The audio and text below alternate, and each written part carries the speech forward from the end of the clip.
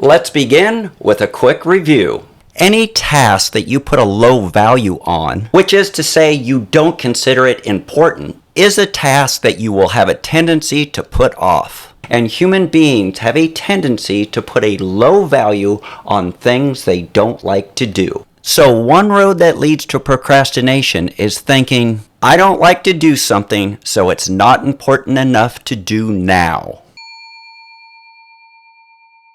So what do you do if you don't like to do something, but you know, or at least you suspect, that it's important? To help us think about this, let's go back to Alan and his preparation for the soccer tryouts. Did Alan know that doing cardio work would put him in the best possible position to make the soccer team?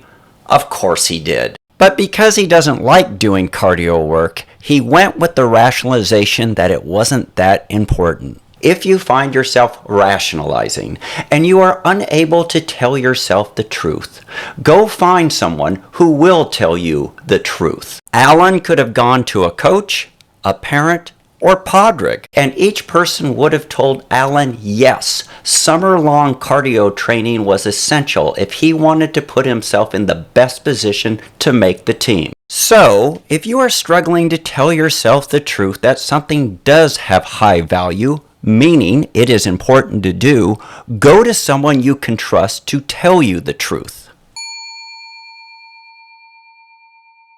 There are a lot of reasons why people don't like doing certain things, but we don't have time to get into all of them. So let's just go over one of the most common ones, which may be the most common one for you. Boredom. There might be a test that is important for your degree, but the material is really boring. Running on a track next to your house may be the easiest way to get into shape, but running around and around in that oval can be boring. Your current job will look great on your resume, but 2 to 3 hours a day of data entry can be a bit monotonous. If things get too boring, you might take the road of rationalization and convince yourself that it's not that important. You don't want to do that. Instead, you want to take that boring thing that you have to do and make it interesting. There are plenty of ways to make any task more interesting, but one of the easiest is to chunk it out and to time it. Instead of working through 50 pages of material, do 2 pages 25 times and time how long it takes to do the 2 pages. Instead of running 8 laps, run 1 lap 8 times and time yourself doing each lap.